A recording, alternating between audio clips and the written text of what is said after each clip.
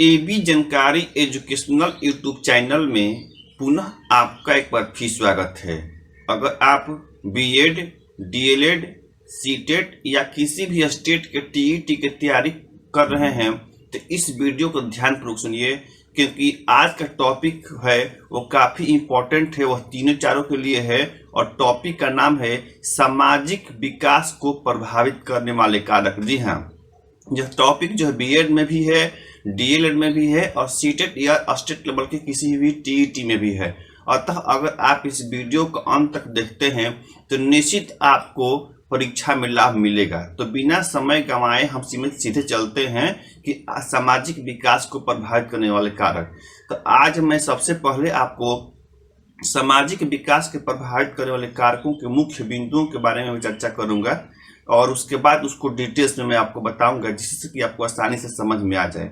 एक बात और कि वीडियो स्पष्ट रूप से दिखाई नहीं दे रहा है तो आप वीडियो क्वालिटी बढ़ाकर स्पष्ट रूप से उसको देख सकते हैं। तो सामाजिक विकास को प्रभावित करने वाले कारक जो सबसे पहला कारक है वह है वंशानुक्रम, दूसरा है शारीरिक तथा मानसिक विकास, तीसरा है संवेगात्मक विकास, चौथा है परिवार, 5 नंबर पर है आर्थिक स्थिति, 6 नंबर पर है समाज, 7 नंबर पर है विद्यालय, 8 नंबर पर है अध्यापक और 9 नंबर पर है अन्य कारक, जिसमें संस्कृति भी है, आपका परिवेश भी है, आपका धर्म भी है और आपका दल भी है और आपसे जो साहित्य पढ़ते हैं उस पर डिपेंड करता है।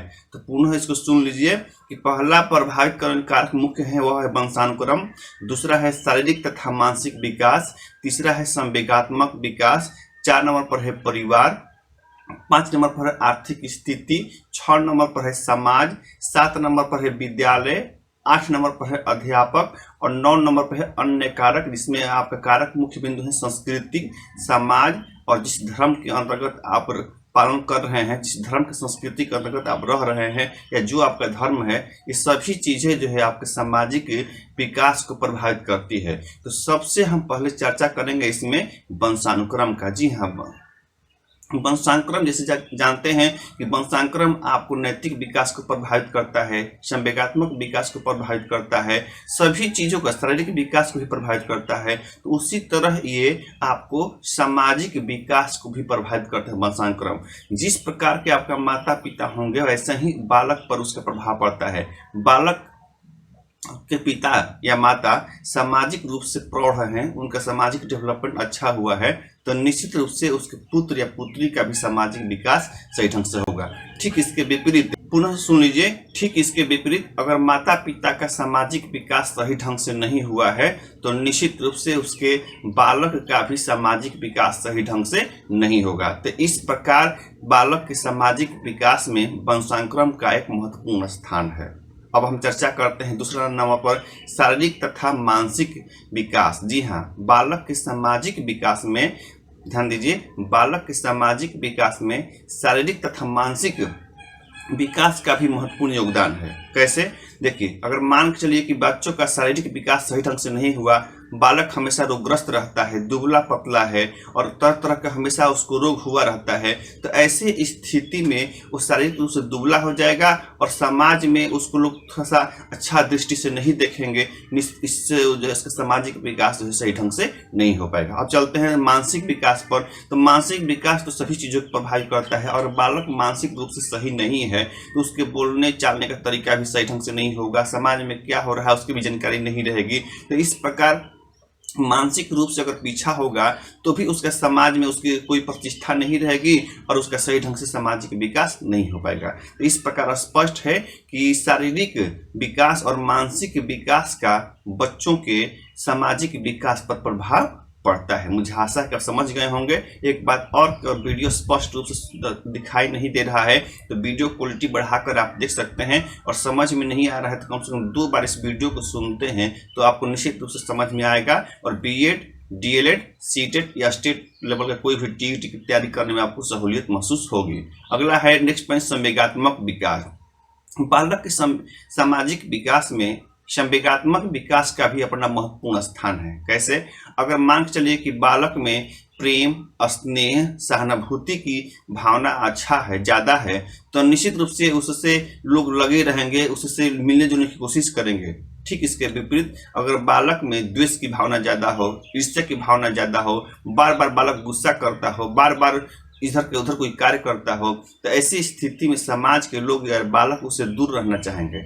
इस प्रकार स्पष्ट हो गया कि बालक के सामाजिक विकास में संवेगात्मक विकास का एक अपना महत्वपूर्ण स्थान है और निश्चित रूप से संवेगात्मक विकास बालक के सामाजिक विकास को प्रभावित करता है। मुझे आशा है कि संवेगात्मक विकास के बारे में भी आप समझ गए होंगे।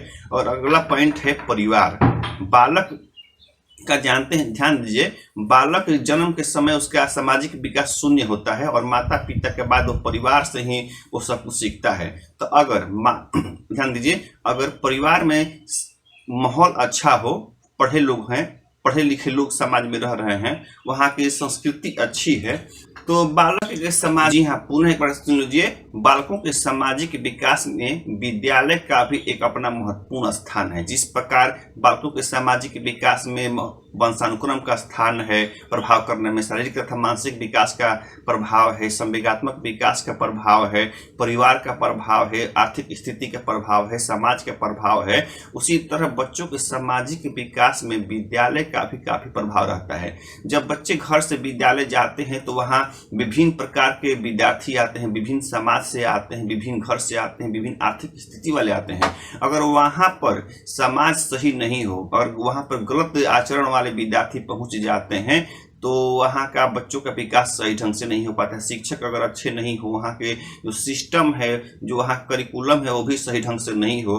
तो वहाँ बच्चों का सामाजिक विकास नहीं हो पाता है। अगर विद्यालय में सांस्कृतिक कार्यक्रम न हो, कहीं टूर नहीं जाए, तो इस प्रकार बच्चों का सामाजिक विकास नहीं हो पाता है। ठीक इसके विपरीत अगर विद्यालय का माहौल अच्छा है, शिक्षक अच्छे हैं, वहाँ अच्छे परिवार से विद्यार्थी आ रहे हैं, तो उस प्रकार जो है बच्चे एक दूसरे से मिलते हैं, बातचीत करते हैं और उनका सामाजिक विकास जो है सही ढंग से होता है। और नेक्स्ट पॉइंट है अध्यापक। जो अध्यापक होते हैं उनका भी विद्यार्थियों के सामाजिक विकास पर, बालक के सामाजिक विकास पर काफ़ी प्रभाव पड़ता है।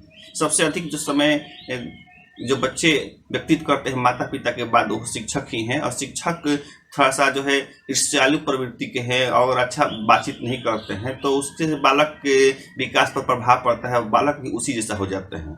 ठीक इसके विपरीत जो है अगर शिक्षक सहानुभूति पूर्ण व्यवहार करते हैं, सहृदय जैसा व्यवहार करते हैं, तो बालक का भी उसी प्रकार का विकास हो पाता है। तो इस प्रकार बालक शिक्षक के जो है पर्सनालिटी का कह सकते हैं, शिक्षक के पर्सनालिटी का भी बालक के सामाजिक डेवलपमेंट पर काफ़ी प्रभाव पड़ता है। अतः जो है शिक्षक को ऐसे सिलेक्शन करना चाहिए जो सुसंस्कृत हो और उसमें सोशल की भावना जो है डेवलप हो, तभी जो है बालक का सही ढंग से सामाजिक विकास होगा।